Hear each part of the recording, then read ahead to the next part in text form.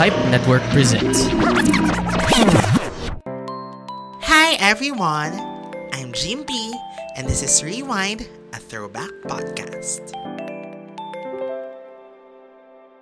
Hello everyone! Welcome here on Rewind, a throwback podcast where we rewind our best memories with a sip of wine. And di ko na papatagalin to dahil nasa anniversary season tayo kaya kailangan magawa talaga natin ang episode na ito about our favorite youth-oriented show, ang Click. And sino pa ba ang dapat nating makasama para makapagkwento ng mga kwento tungkol sa Click mismo, kundi ang head writer ng Click and of course now, one of GMA's best directors on TV. We have Direk Don Michael Perez. Hi, Direk! Hello. Welcome po. Thank you so Thank you much. for having me here. Grabe, excited ako dito, Direk. My gosh. As in, mga ilang lakas ng loob ang inipon ko para i-message kayo. Wow. Salamat din kay Miss Kit Villanueva Zapata for connecting us. So, Direk, thank you. Una-muna sa lahat, may naaalala pa kaya kayo sa Click? Naalala ko naman yung mga key moments, pero ang tagal din kasi ng tinakbo ng Click eh. Ilang taon din siya. So, yung mga may mga particular episodes and characters na akong hindi maalala. Pero kung tumatak siya sa viewers, I'm sure naalala ko siya. Nako, so ayan na, ito na maririnig na natin ang mga tumatak na mga kwento sa tumatak na episodes na for sure, alam ko na kung ano yan mga characters, ganyan. Alam nyo na kung ano yan. Pero bago yan, syempre direct, gusto muna naming malaman, before Click, kasi nga po, kayo ay head writer na ng Click, di ba? Pero before that, paano po kayo nag-start? Brief background lang kung ano yung mga first projects nyo before landing the head writing role in Click. Okay. Actually, Click was only my second program for GMA. My first project when I got into GMA was L. Hindi ko alam kung may nakakaalala sa yan. Oh, Si with Rufa. Si Sunshine Cruz, at saka si Ina Raimundo. So, nung time na yun, sikat pa yung parang Sabado Girls ba ang tawag sa kanila nun. Galing ako ng ABS-CBN. I was head writer for MMK. So ang hinahawakan ko talaga ng show, puro mga the heavy drama. Tapos nung lumipat ako sa GMA, yun nga, ang hinawakan ko na soap, na series, sexy. Kaya nagulat ako nung in-offer sa akin yung Click kasi parang, ha? Ako ba yan? Parang hindi ko alam kung kaya kong magsulat at mag-head write ng isang youth-oriented show kasi nga, to be honest, introvert ako eh. Tapos hindi ko masyado na-enjoy yung youth ko. At late bloomer ako. Kaya sabi ko, parang hindi ko yata kaya yung show na yan kasi hindi ako youth-oriented. Kaya lang, sabi sa akin, magiging launching pad daw siya ng mga future stars ng GMA. So, doon ako na-excite. Kasi nung time na yon, way back 25 plus years ago, na ang tanda ko. Wala pa talagang artista ang GMA.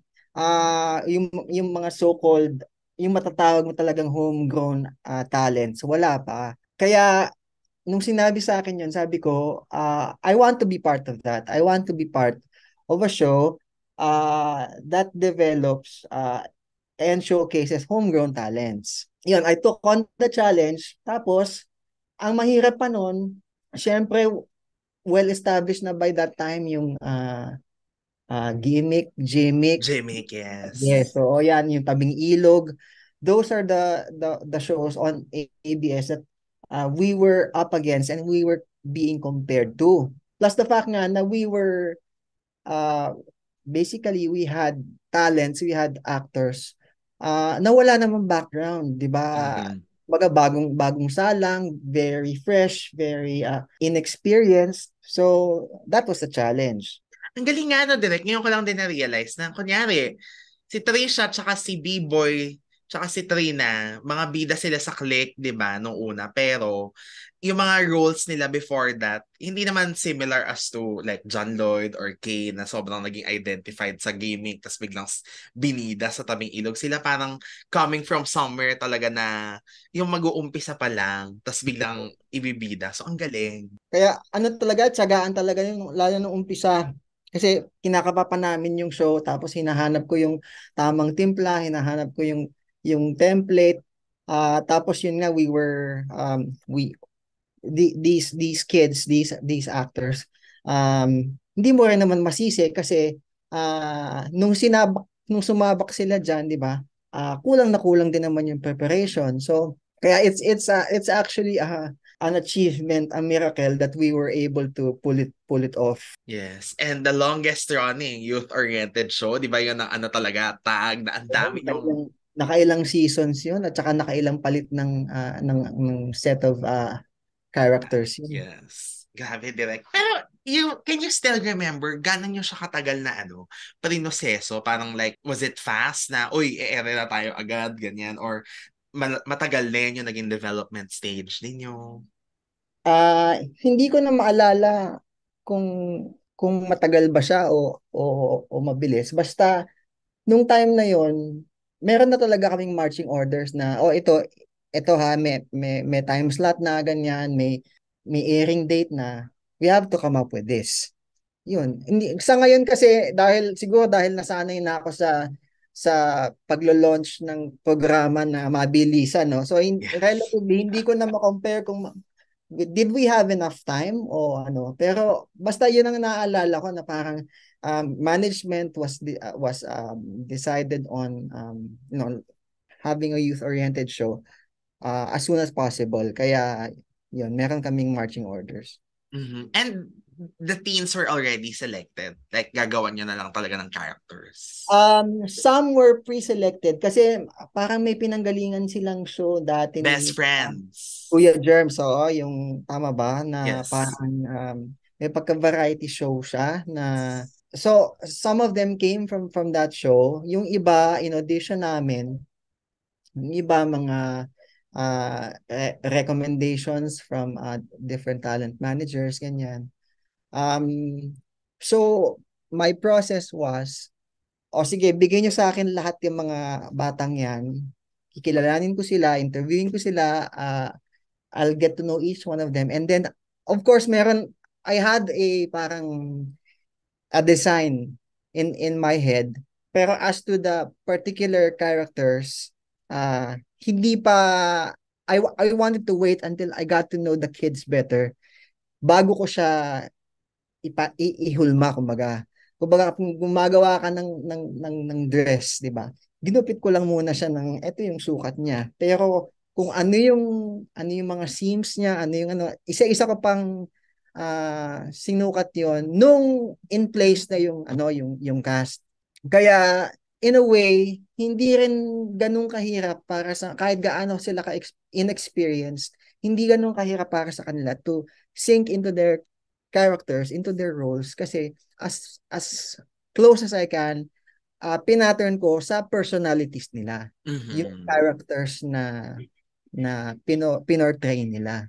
Yes, ang ganda naman direct na gano'n. Kasi tama nga naman dahil lahat 'to mga lahat sila din baguhan. So talagang you want them din na kumbaga mas madalian sa Mm-mm. characters nila. Eto na direct yung mga kwento syempre if you can just remember, no? Kasi ngayon, syempre, rewatching it kasi nga available na siya on YouTube, di ba? Ano naman ang masasabi nyo na pwede na siyang mapanood ulit ngayon, di ba? Nakanood na, yun muna pala direct, nakanood ka na ba? Nakakita ka na sa YouTube ng kahit isang episode? Pasensya na, wala akong time na manood sa YouTube eh. Sa social media nga, I'm not even on social Yeah. media dahil sa sa dami ng kailangan kong gawin. Ang irony of it is I'm a content maker, I'm a content producer, pero I don't get to watch much content. My gosh, nako. So, pag nakita nyo siguro, direct baka mapa-flashback kayo ng bongga kasi ang dami nilang ang dami nilang napa-flashback din kami. And even the cast, nung nakapag-chikahan kami na parang, "Oh, okay, nood ng first episode, second episode, tas okay na, tama na." Pero meron iba, sinubaybayan nila. Like, si Trisha at si Trina, I know, umabot sila sa dulo nung batch 1. But anyway, yun po direct. Kasi may nakita din kami syempre na references. Parang yun kasi yung uso that time, di ba? Na merong mga plot points na parang galing kunyari sa mga American show. So parang ang naging inspiration nyo ba was were Dawson's Creek tsaka Friends. Parang may mga ganong Yes. moments. Yun talaga yung nung present namin yung concept. So we were asked ano yung mood and tone, ano yung look and feel. So yun yung mga pegs na binigay namin. Kasi even Tabing Ilog that time, ang peg din naman nila is Dawson's Creek. Yes. But I said, um, I wanted it to be more intimate. Ayokong lakihan yung ano niya, ayokong lakihan yung scope niya. Ayoko siyang maging Dawson's Creek na parang 'di ba, masyadong malaki yung scope. Kumbaga parang basically you're dealing with a couple of kids and their town, 'di ba? Sabi ko, I want to focus lang on a close-knit group of friends, isang barkada ganyan na yun, ano lang yung iniikot ng mga day-to-day lives nila na parang friends. So, kaya naging ganon, parang Dawson's Creek meets Friends. At ang ganda naman, direct, kasi parang na-achieve nung pinapanood namin, oh, ganun nga yung ano. Wala ako nito na lang, kasi nung bata ako, hindi ko naman masyadong naintindihan, di ba? I mean, kinikilig lang. Pero ngayon, mas meron ng grasp ng kwento. Parang ano, ito yung friendship na ideal na mga ano sila, totoong tao, pero ang saya ng bond nila, may mga away, ganyan. So, yun direct, Mm. parang, kunyari, ano lang, if you can remember a plot or a moment from nung nag-uumpisa yung click na talagang na-feel yun na, oh my gosh, we have a show. Una kong na-feel yan nung nag-catch on yung term of endearment, yung tawagan ni Roxanne and James. So, yung Marcy and si Malo. Malo, si Yes. Malo tsaka si Marcy. Na yun, sabi ko, I guess somehow the young people can relate kasi naging usong tawagan yon nung time na yon. Doon ko unang na feel. And then sumunod nun, um pag nagmo-mall tour sila, hindi na sila tinatawag sa ano nila, sa anong pangalan ng artista. Natawag na sila sa ano yung pangalan ng characters nila. In fact, ah hindi nga talaga sila kilala bilang ano ba yung hindi sila kilala as Roxanne Marcelo, hindi sila kilala as James Blanco nung time na yun. Kilala sila sa ano yung pangalan nila dun sa show. Nakilala na lang sila later on nung they started doing other projects outside of Click. Mhm. So, doon ko na-realize na siguro effective yung characters, effective yung storytelling kasi mas tumatatak yung ano yung pangalan nila sa show kaysa kung ano yung totoo nilang pangalan. Yes. Pero direct challenging din nung umpisa, no? Parang hindi rin naman ganun kabilis yung nakuha yung feel talaga na ito na yung papatok. Ganun. So, Oo. kamusta yung challenge? Yung mga birth pains? Ang mahirap na nakaka-excite kasi alam mo nung time na kasi na yon, ibang-iba yung ano ba, yung environment, ibang-iba yung landscape ng television. Lalo na sa parte ng GMA. Nung time na yun, alam naman nating lahat that the dominant network was the other network, yung Yes. ABS, di ba? Yes. Um, and GMA for the longest time was happy being number two. So, nung time na yun, although may pressure, di ba? Pero hindi katulad ng pinanggalingan kong pressure kasi galing nga akong ABS, 'di ba? So hindi Aha. katulad ng pinanggalingan kong pressure na ang GMA noon ibang-iba yung environment. Parang sige, we're number two, but eventually we want to be number one. Dahil kumbaga wala naman tayong ibang pupuntahan kundi number one, we'll try to get there. Pero hindi natin kailangan patayin ang sarili natin trying to get there. So, parang ganun yung environment. Pagdating sa GMA, ay family, ay very supportive, ay very encouraging. Kaya kahit na marami kaming mistakes initially, kahit na nakakapa talaga kami ng mga first few episodes, parang ang sabi sa amin ng management, sige, ituloy nyo lang yan. Mahanap nyo rin yung tamang groove.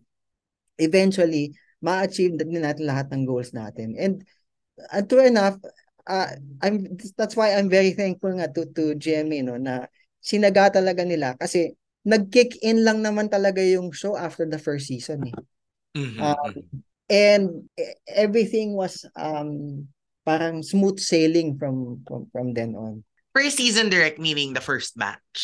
first batch, yes. Ah. Um, Although nung first batch, na-achieve na rin naman yung mga goals, 'di ba? Pero hindi mo pa masasabi by the end of the first batch, nung pumasok na yung second batch, doon na namin masasabi na ay, we're the best youth-oriented show.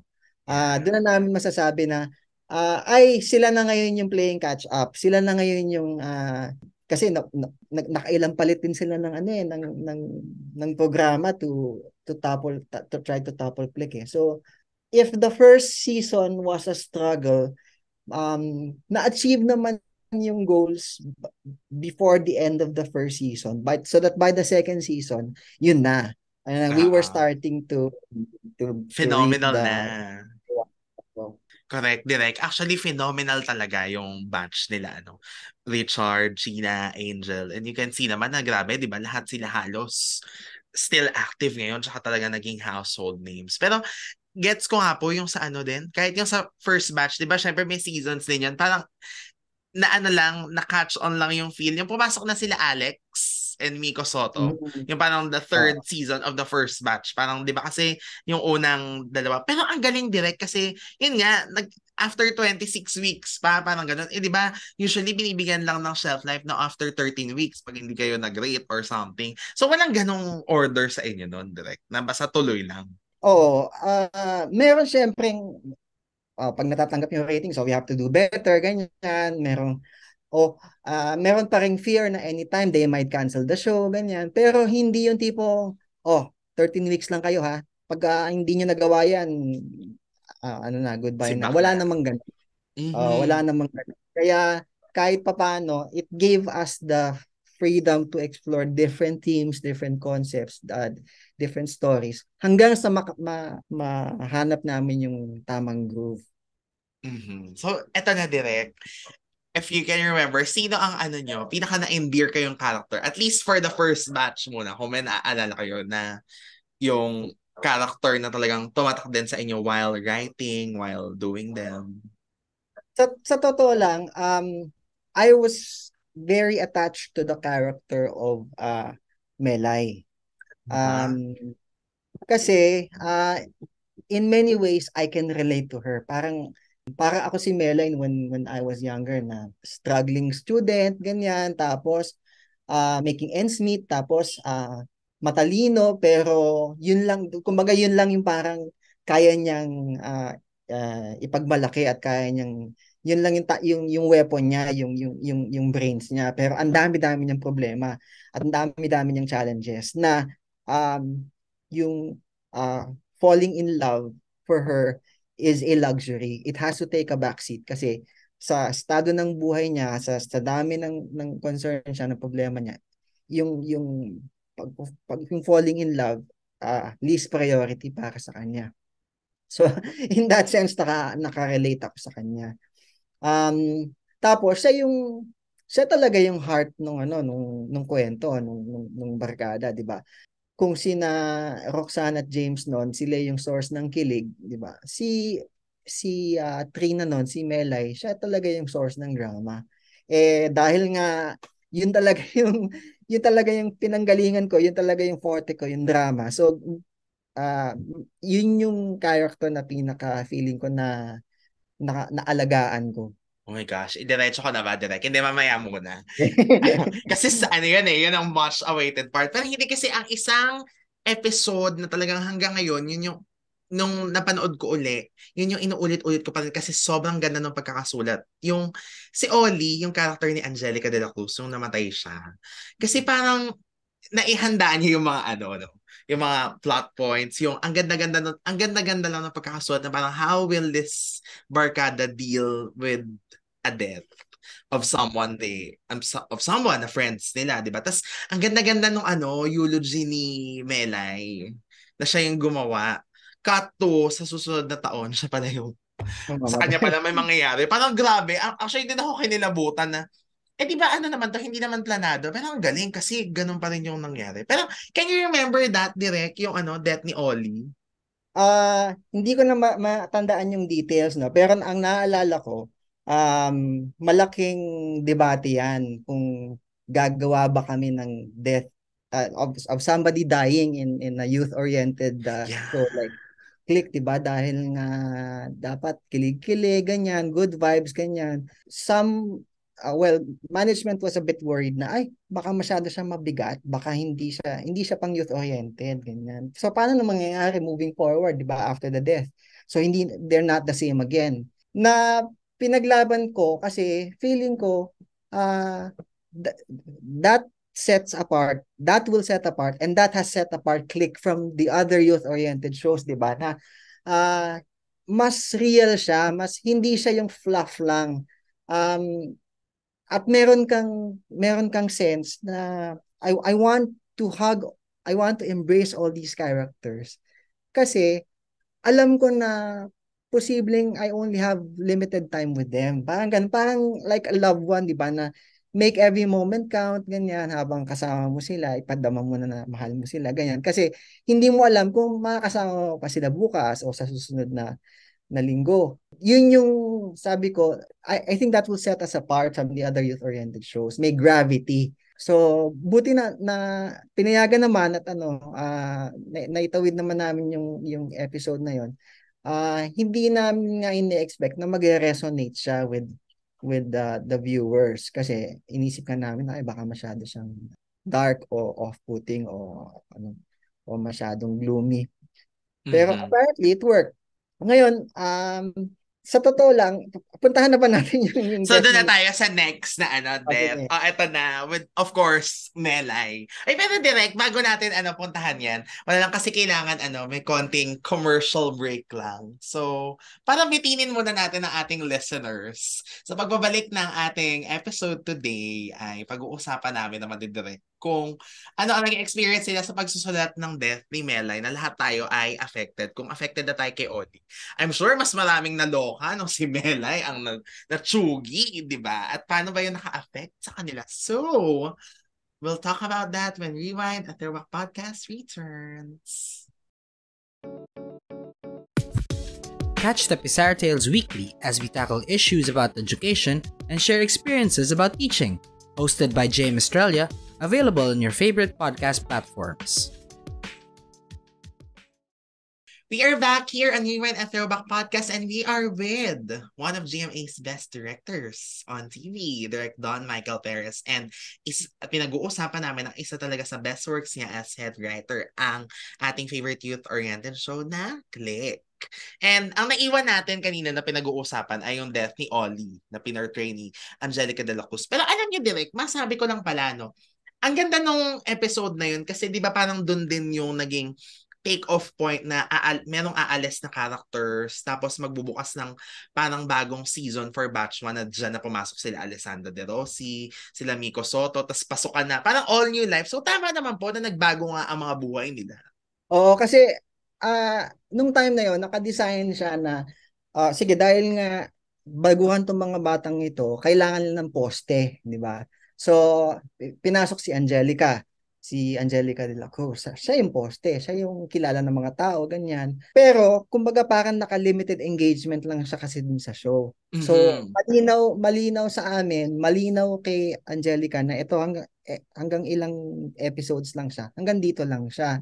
Kasi, di ba, may ibang plano din para sa kanya. May ibang shows Yes. din siya gagawin.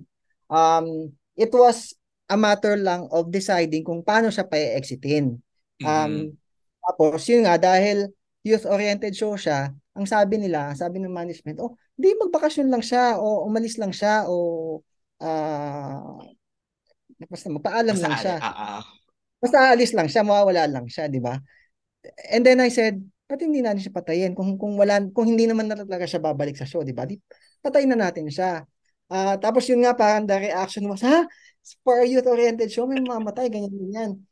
Tapos yun, yung katulad nga sinasabi ko kanina, no, na sabi ko, why not give it some drama, some gravity, para mas ma-attach ka dun sa characters, para isipin mo talaga na, ay, bida yun na, bakit nawala, bakit namatay? So, di ba? Actually ngayon tanggap na natin yan eh, di ba? With Game of Thrones, di ba? Parang Yes. tanggap mo na ay kahit bida yan, kahit sikat na artista yan, pwedeng mamatay yan, di ba? Pero nung time na yon parang, ay, bida yan, bakit namatay? Bakit pinatay? Mhm. At saka ang corny naman kung ano lang, exit lang siya. Parang nawalan ng ano nga. Tama direct ng gravity yung ano, character. Parang pinasok lang talaga. Tapos si Antoinette naman ang pumalit sa kanya na naging poste, di ba? Oo, saan naman yung next na poste? Mhm. Okay, eto na, yung talagang naiwan nating cliffhanger from one death to another. Kasi yun nga, direct, hindi ko talaga alam na pag-connect ko din siya.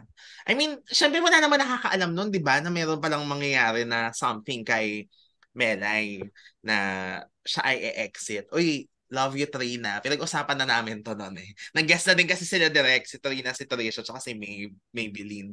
Ako, so malamang mapapakinggan nila itong mga sasabihin ko. Pwede naman, pero pwede rin naman hindi. Pero okay lang yan.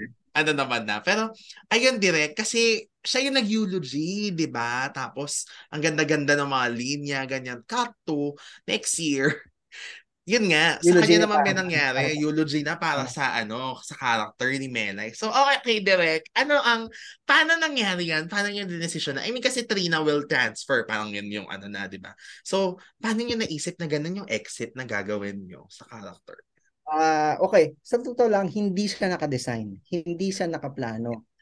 Nagmukha lang siyang nakadesign kasi nung nalaman na namin na kailangan namin siyang pa-exitin, so sabi ko, kailangan isipan natin ng way na hindi magmumukhang, exit na yung character na yan. 'Di ba? Yung kailangan magmukha siyang pinagplanuhan talaga. Kahit sa totoo lang, nagulat din talaga kami na kailangan niyang umexit. Dahil nga ang background ko naman ay pagsusulat ng drama sa MMK at sa Calvento Files dati. Oh. Um, kumbaga, gustong-gusto ko yung idea na yung kahit hindi mo sinasadya, babalikan mo yung lahat ng mga nagawa mo previously para magmukhang sinadya mo yung isang bagay. Tapos, so yun nga, so pumayag sila, no, sige, papatayin na si Melay. Nung una nga parang sabi nila, ano na lang, wag na nating i-glorify yung exit niya kasi if memory serves me right, 'di ba, parang pinipirata siya nung ano ng kabilang Lumipat. network. Oh, dahil nga nung time na yon, threat na para sa kanila yung click. So gusto nilang buwagin yung click. So alam nila na ang pinaka-heart ng show si Melay. So si Trina yung tinarget nila. Anyway, so sabi ko, I don't think the character deserves nothing less than a grand exit. So sabi ko, total natanggap nila tayo bilang show na may heft, may gravity. Let's take it one step further. Let's medyo tackle current events. Nung time na yon, fresh pa sa lahat yung Columbine shootings. Yeah. And tapos nasundan pa siya ng iba pang mga mass shootings in the US. Sabi ko, what if that happens here? What if that happens dito sa Pilipinas, mangyari sa tao na yan, sa anak mo, sa kapatid mo, sa kaklase mo. So again, parang it was met na naman with apprehension na parang ano, bakit tayo magka-current events? Bakit tayo ganyan-ganyan? Youth-oriented show nga tayo. And then I said, I think at this point, we've gone past being just a youth-oriented show.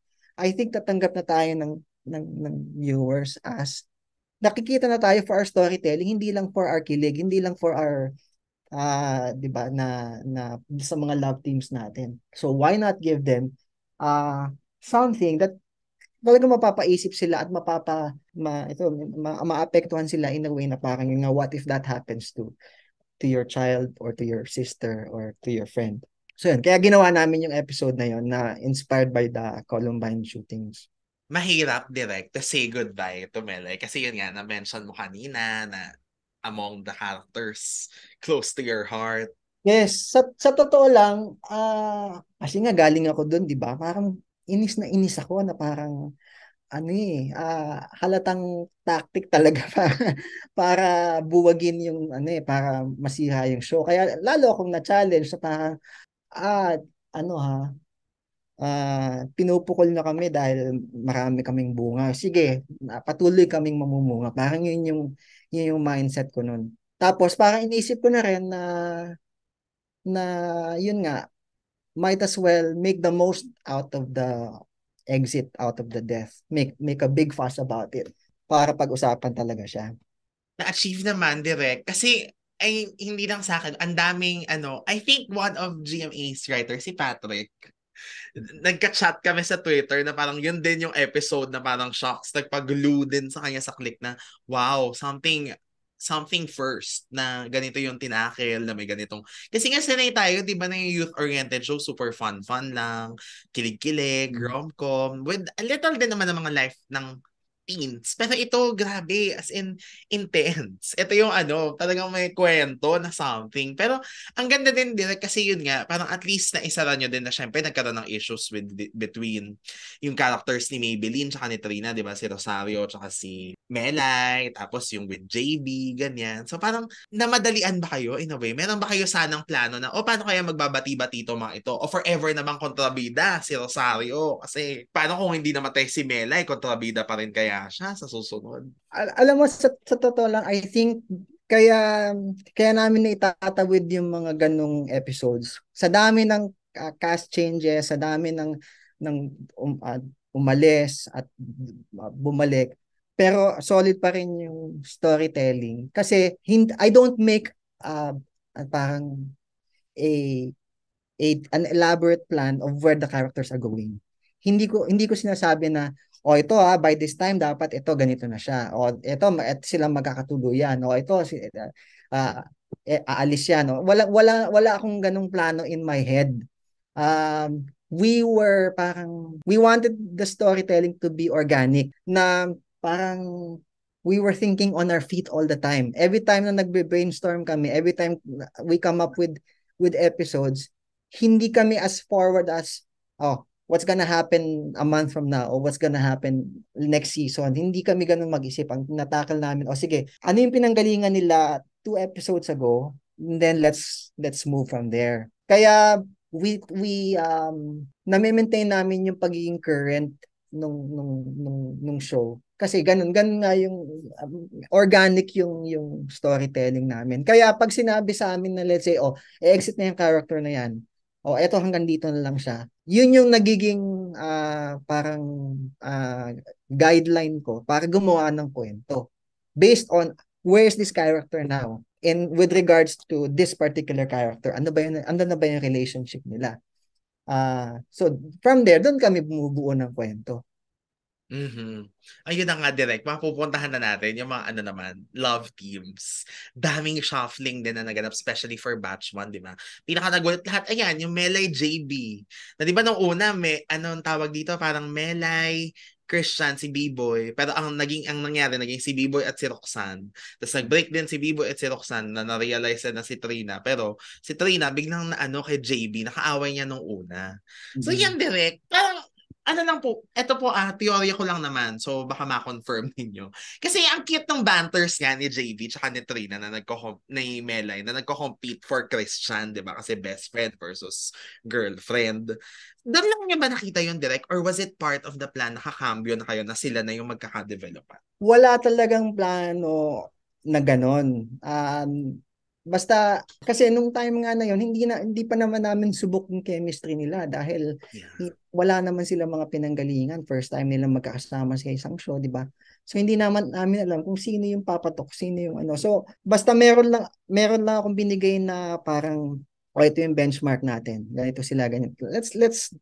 Let's give them scenes, tapos tingnan natin kung may chemistry sila, tingnan natin kung papatok yung characters nila at saka yung storyline nila.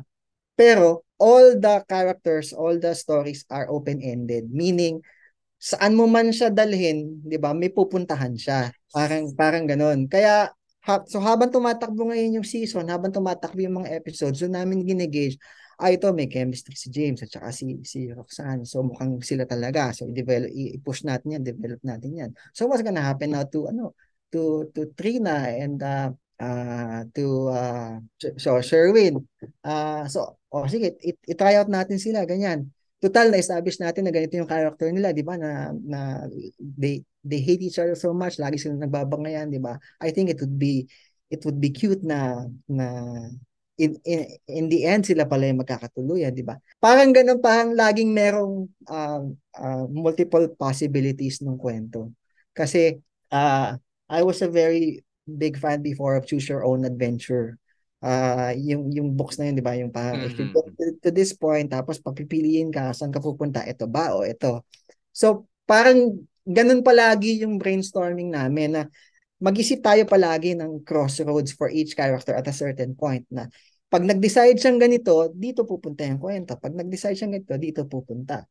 And then how does that affect the rest of the characters? Kaya nakapagpaikot kami ng maraming kwento kasi nga pag nag-iisip kami noon, palaging may crossroads yung character. Kaya hindi rin predictable.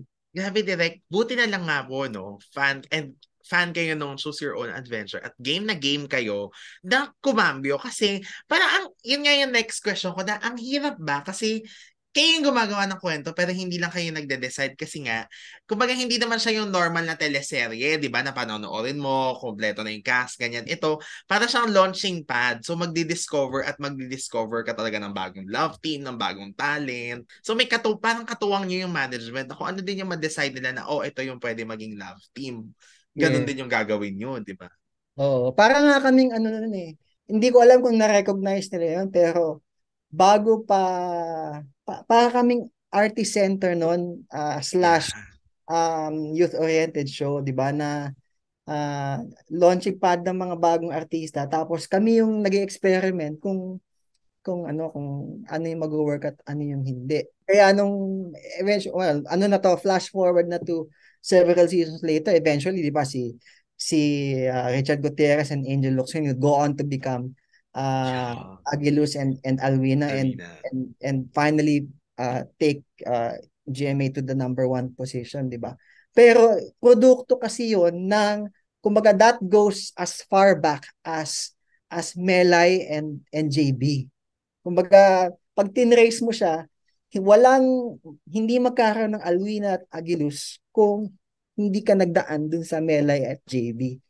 Kasi nga dahil by the time I did Mulawin, by the time we produced Mulawin, na perfect na namin yung paano i-launch ang isang artista, paano i-launch ang isang love team, paano i-launch ang isang show. Galing, Direk, kahit ano yun hindi na sila sobrang mga totally related, pero parang ito rin, kayo din as writers, yun yung naging training ground, na alam niyo na kung sino yung magiging okay na love team, parang ganun. Ito, Direk, personal issues, kunyari, kayo ba as storytellers na apektuhan kayo pag may mga ganap? I don't know naman kung if ever na yun nga, meron silang mga personal relationships, issues na problema sa something, ganyan. Paano nakaka-affect sa storytelling nyo? Kasi yun nga, you based their characters sa kanila mismo din. I guess it helps na hindi ako chismosong tao. So, pag halimbawa may nahihinig akong ganyan na nagkaka-develop sa ganyan, tapos ganyan. Parang talaga, it doesn't affect me. Tapos, pag na lang, pag yung, sige, kung ganyan sila, subukan natin to. Kaya, hindi ako, like I said, no, medyo open-ended lahat ng mga characters. Kasi, sige, kayo yung may chemistry, kayo yung nagkatuluyan, sige, kayo na yung may kwento. Siguro nga dahil I can look at it from a looking glass. Lahat ng mga nangyayari sa set, lahat ng mga nangyayari between the actors, no. I detach myself para ang focus ko lang noon is ano yung ikagaganda ng show, ano yung ikagaganda ng storytelling. In fact, may mga instances nga na hindi ko na ma-identify ngayon, pero pag may mga instances na nabalitaan ko na may away daw si ganitong artista at si ganyang artista, wag na natin pagsamahin sa eksena. And I would say, why not? artista sila. 'Di ba? We have a story to tell. So, kung ayaw lang magsama sa isang eksena, wag sila mag-taping. Artista sila, they're being paid to play their characters. Pero at the back of my head, ang nasa isip ko may friction pala kayo ha. O sige, let's make the most out of that conflict para at least pag lumabas siya sa pag na-translate siya visually, alam mo talaga ay parang totoo yung away nila. So, ang gagaling, professional din lahat sila, in fairness. Okay, Direk, punta na tayo sa batch 2. Paano niyo po na yun? Kailangan na mag-introduce ng new characters, new actors. Kasi sakto din naman na parang few episodes back, yung namatay si Melay, nagbago yung buhay ng ng buong barkada, ganyan. Tapos bilang cut to, yung pa na parang after a few months, magpapasok na ng bago and magpo-pull out. Kumbaga, ililipat na sa ibang show sila, B-Boy, Roxanne, James. So, yun nga dahil ang mandate talaga namin is to launch fresh faces, new talents for GMA. Tanggap naman namin yun na kung hanggang saan lang talaga yung taning nung artista para sa amin, hanggang doon lang talaga sila. Kaya pero ginawan pa rin naman namin ng connections na kumbaga para hindi ganun ka-drastic yung shift from one batch to another. So ginawa namin ba ito kapatid ni ganyan, ito pinsan ni ganyan, diba? Tapos ito na actually nauna nga kami way ahead of Glee, pero eventually ganyan yung ginagawa ng Glee, di ba? Yung nung pag magi-introduce na sila ng mga bagong characters kasi napagsawaan na yung mga dating characters. Yung ginagawa na para kunyari pinapagraduate nila. 'Di ba? Tapos eventually yung new set of characters sila kapatid ni ganyan o pinsan ni ganyan, 'di ba? O kaibigan ni ganyan. So, ganun din yung ginawa namin before para merong transition from old to new. Mm-hmm. And Pero ganun pa rin yung pinagdaan ng proseso kasi it has worked for us na every time mag-introduce kami ng bagong artista, ng bagong characters, wala akong set na nakahulmang, ito dapat ganitong character mo. Hindi. Yun nga, kikilalanin ko muna sila. And then, that's when I write the characters. Tapos, titin ko yung dynamics nila. And then, that's when we plot the stories. Mm-hmm. Direct favorite moments from batch 2. Sino ang favorite character niya if you can remember, mga plotline? Ang hirap pumili ng favorite yan kasi dahil nga by that time, kumbaga na fine tune na namin yung paano patakbuhin yung click, no. So lahat ng mga characters na yan, kumbaga na yan, pwedeng magbida. Kasi nung batch 1, malinaw pa na ito ang frontliner mo si Melay, 'di ba? Tapos sa episode pwedeng magkaroon ng kwento si Rosario pero lang siya, parang subplot lang siya. Pero this time dinesign talaga sa batch 2 na sino man sa kanila pwedeng magbida ng episode. Initially, ang parang Melay ko noon was si Karen De Los Reyes. Mm-hmm. Kasi yun yung sikat yung McDonald's commercial niya, di ba? Yung si Lolo. So, siya yung may heart. Siya yung puso nung show. Parang si Melay before. Tapos, dahil nung kinausap ko, nung in-interview ko sina Richard at saka Angel, wala akong masyadong, parang feeling ko bagay lang sila na nagkukulitan lang ng magkapatid, ganyan. Kasi inisip ko noon, Richard could probably relate to the idea na may twin siya kasi nga may twin naman talaga siya, 'di ba? So ginawa ko na lang, may twin siya pero fraternal twin, hindi identical. So ginawa ko silang magkapatid ni Angel na in a way on hindsight na lang parang isa siya sa mga, ay sana pala hindi ko ginawa yun. Pero at the same time, parang siguro, parang ganito. Nung una, tinanggap ng management, sige, gawin natin silang magkapatid, di ba? Kasi mukhang maganda naman mukhang magkamukha naman sila, di ba? Ang maganda naman silang tingnan as magkapatid, as twins, as paternal twins. Kaya lang, habang tumatakbo na yung batch 2, nakikita nila, teka, parehong pamposte yan. Parehong isang gwapo at saka isang maganda, ganyan. Bakit yung ginawa magkapatid? Sana sila nila yung magka-love team, di ba? Kaya lang, hindi na namin pwedeng bawiin yun dahil nailabas na namin sila bilang magkapatid. Tapos, so nung tumatakbo yun, parang nagsisisi talaga ako na bakit hindi ko nakita yon nung kinausap ko sila, nung kinilala ko sila. Sana pala, mukhang may chemistry sila, sana pala ginawa ko na lang sila yung magka-love team. Pero looking back now, looking at it from parang a more detached perspective, I felt na mas okay din na hindi sila kaagad nag-love team sa click. Kasi, kumbaga, they were being prepared for a much bigger call. Yun nga, yung Mulawin. Kaya nung pagdating nung Mulawin, and then they did Let Love Begin for GMA Films, di ba?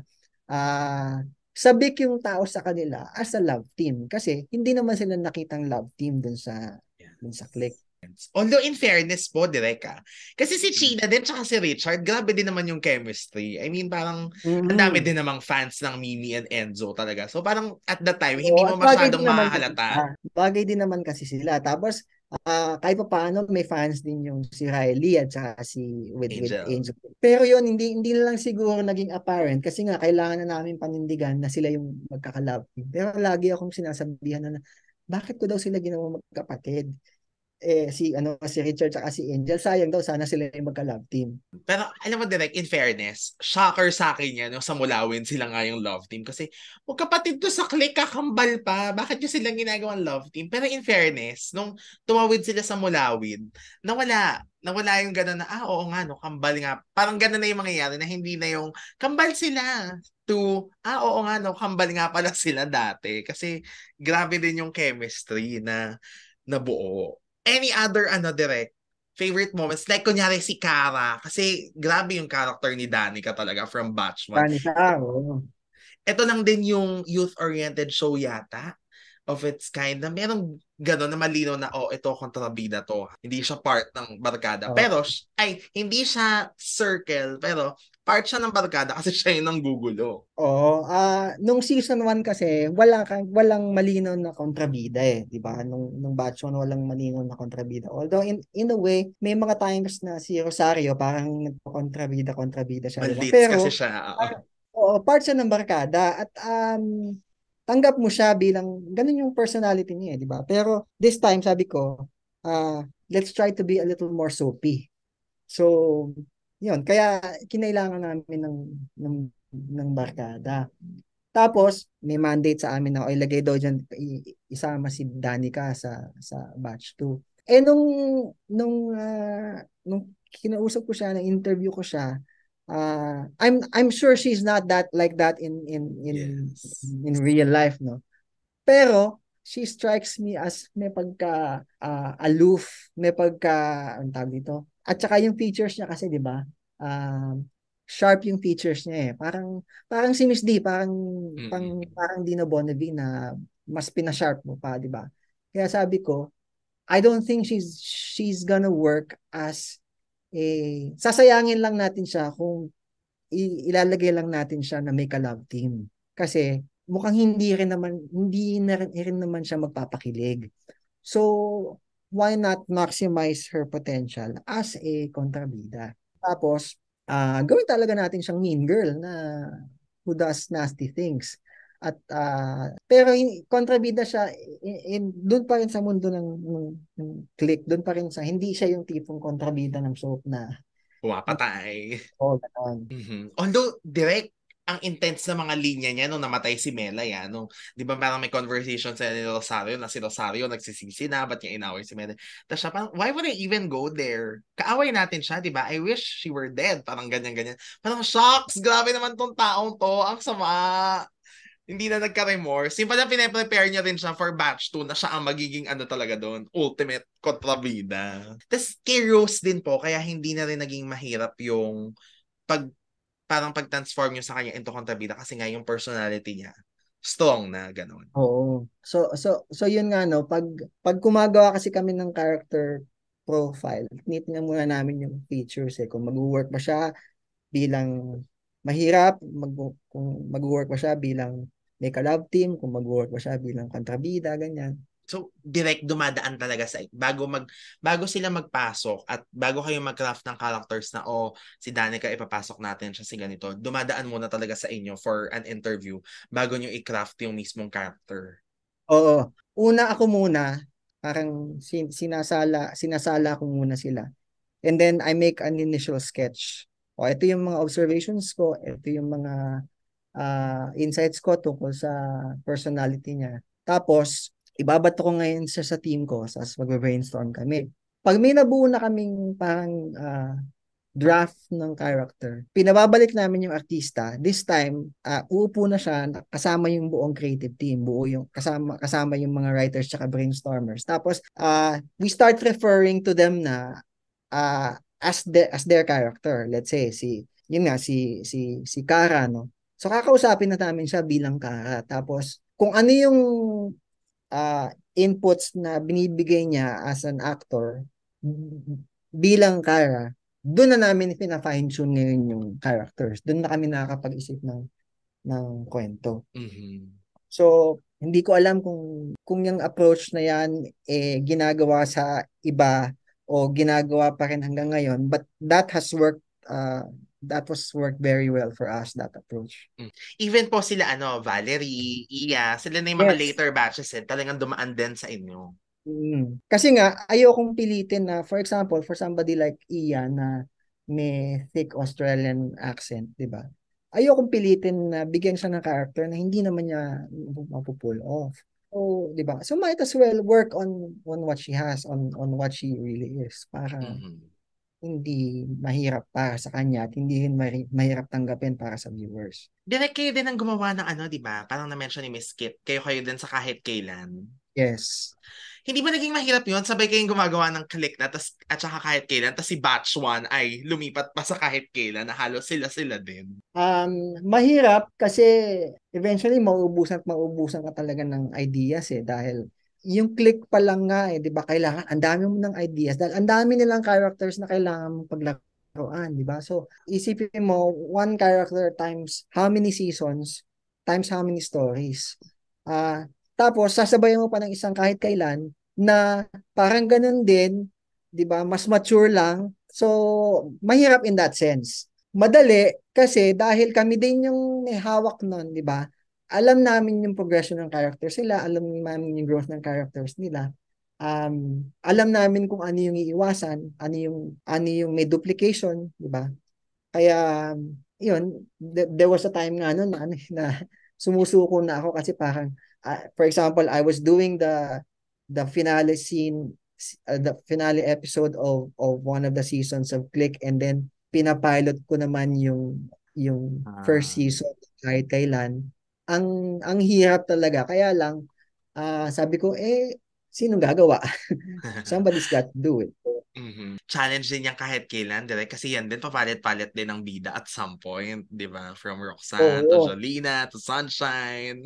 Oo. Kasi nga dahil nga nung time na yon, wala pa naman talagang established homegrown talents ang GMA, di ba? Kaya hit and miss din talaga. Kaya ang daming experimentation, ang daming tingnan natin kung mag-work to, tingnan natin kung. So kami talaga yung kami yung ginagawang pang trial and error. Correct. The weekend shows. The weekend teen-oriented shows. Sana nga ngayon meron ulit nun Parang hindi ko alam kung may plano sila. Pero yun yung kailangan ng network Na kailangan lagi kang nagpo-produce na. Although somehow Starstruck does that, di ba? Yung mag-discover ng bagong talents. Pero iba kasi yung something like Click or something like Kahit Kailan kasi para siyang workshop on air na yes, you're introducing new talents, pero at the same time nakikita mo na sila na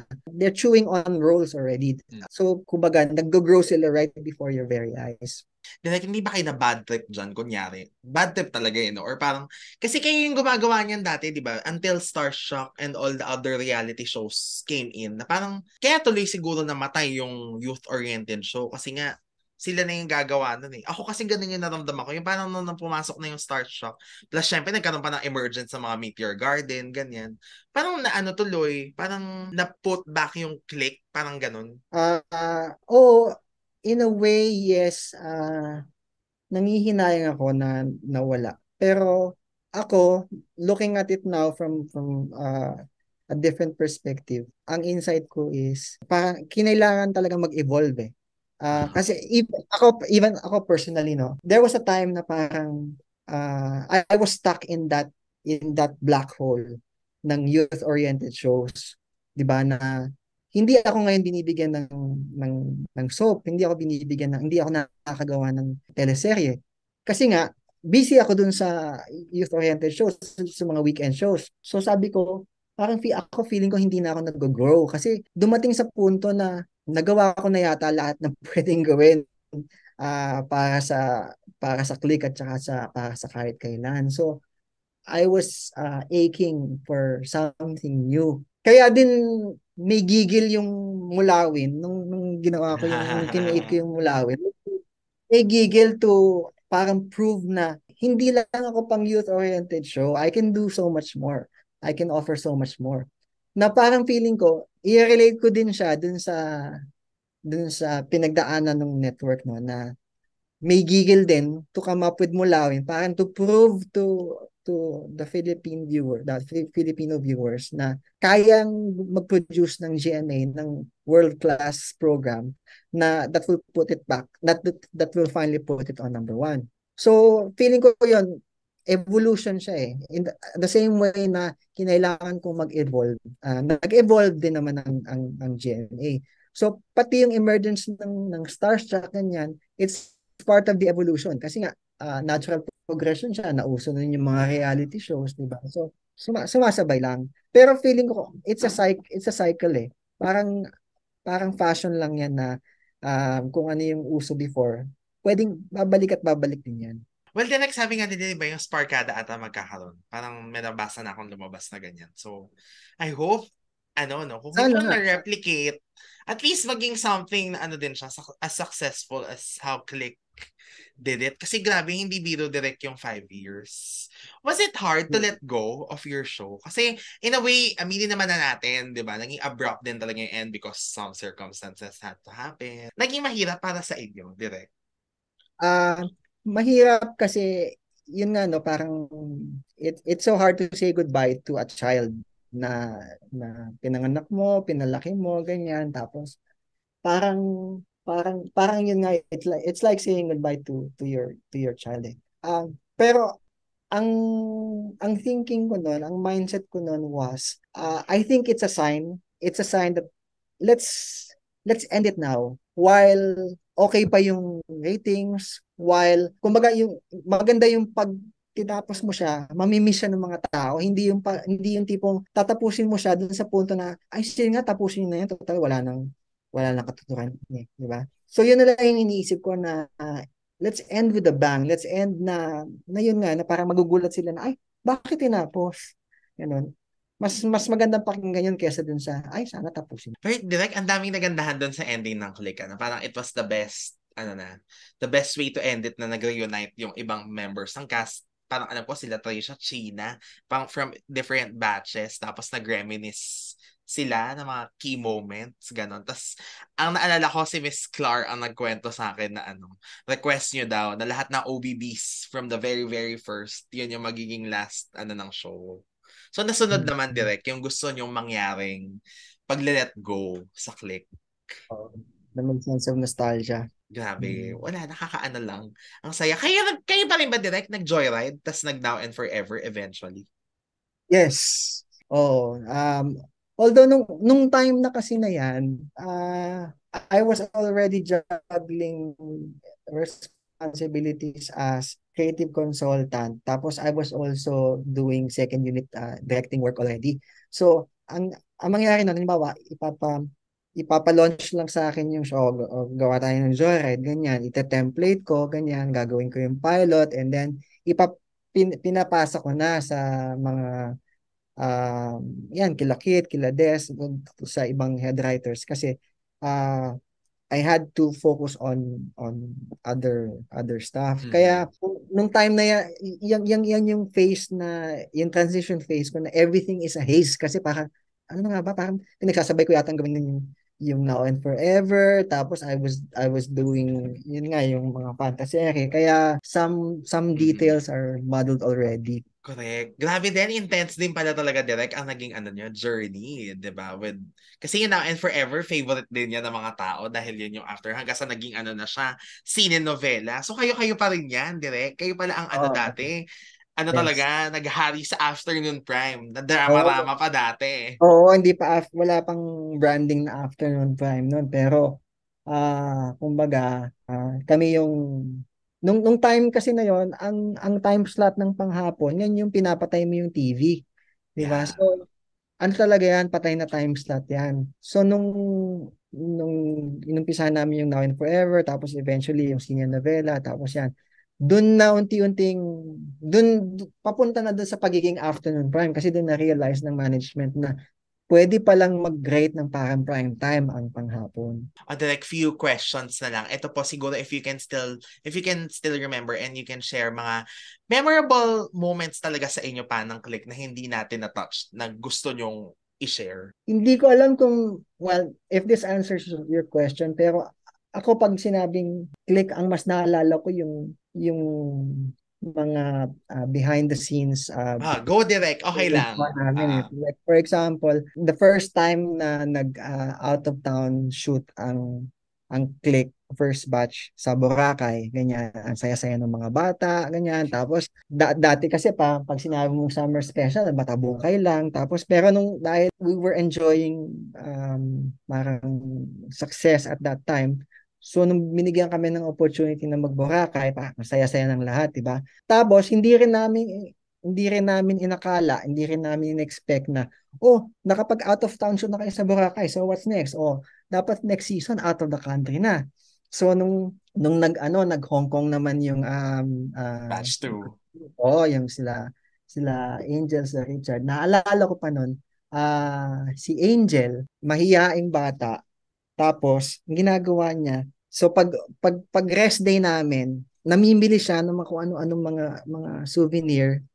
Tapos, binibigyan niya lahat ng staff, binibigyan niya lahat ng cash, ganyan. Tapos parang si Gigi, yung Yes. program manager namin noon na head na ng Artist Center ngayon. Sabi niya, kinausap niya si Angel, Angel, you don't have to do that. Save your money. Kasi bakit mo bibigyan ng souvenir ng pasalubong lahat ng mga tao? Eh, lahat tayo nandito. Kaya tumatak sa akin yun eh, kung gaano ka-big yung heart ni Angel. Sabi niya, gusto ko lang pong ipakita kung gaano ko po na-appreciate lahat ng mga tao kasi hindi ko inakala na makakarating ako dito sa Hong Kong, hindi ko inakala na magiging artista ako, na ganyan. So, sabi ko, ang bait itong batang ito. Ang tanda ko na kasi bata ang tawag ko kay Angel. Grabe. So yun direct, yun ang mga ano nyo, naging favorite moments talaga. Oo, ang mas tumatatak nga sa akin yung behind the scenes yung kapag Ah, yung kesa yung mga characters sila kasi once na sinulat na namin yung character at lumabas na yung episode, ang focus na namin was ano yung susunod natin gagawin, di ba? yes. So tumatatak lang sa akin sila kapag yung halimbawa nakakasama ko sila sa out of the country ganyan sa mga shoots tapos nakikilala ko sila kung ano yung totoong pagkatao nila.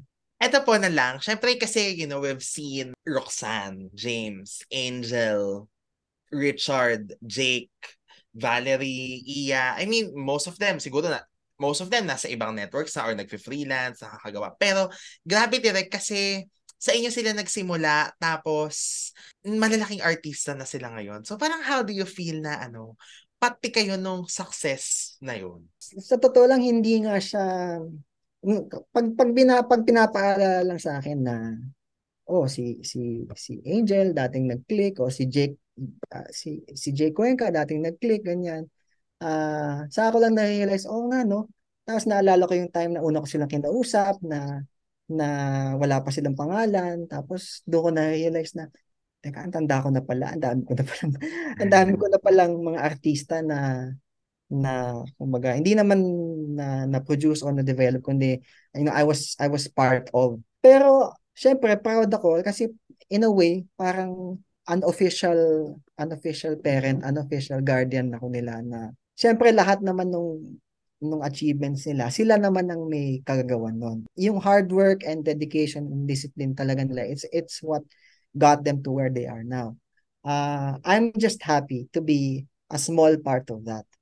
Na yun ang that's what I appreciate about the work that I do na bukod sa I get to touch a lot of people's lives with the stories that we tell, somehow nagiging instrumental naging instrumental ako para ma-fulfill, matupad yung mga dreams nila, yung mga personal dreams nila. Kaya nga yung that story I told you about Angel, it really touched me kasi parang doon ko na-realize na isang batang nangangarap lang, 'di ba, na maging artista na to make it big and suddenly and very appreciative of what she has. Tapos you're a part of that, 'di ba? Of that wish fulfillment. So, yun, masarap na pakiramdam. Nako, congratulations, Direk. And ito siguro pinakahuli, no? Yung mga, hanggang ngayon, nanonood pa rin ng Click sa YouTube.